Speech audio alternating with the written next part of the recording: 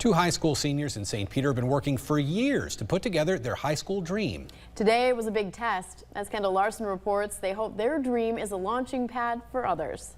Isam Ibrahim and Logan Fearson walked into St. Peter High School not knowing where their 4 years would take them. Just entertaining an idea that was seemingly realistic. By the middle of their sophomore year, they were working together in the aerospace club they founded to launch miniature rockets. I started this club with the goal to get more students involved in engineering and aerospace activities in the school. The two have worked to have a school-wide event for over 2 years, which all culminated on October 29th.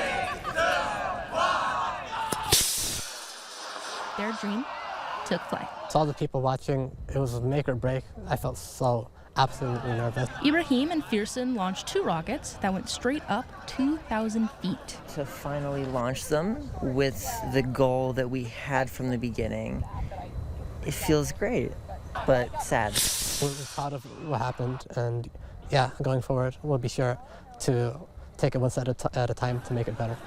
Although the launch wasn't completely perfect. The parachutes didn't do what the parachutes are supposed to do.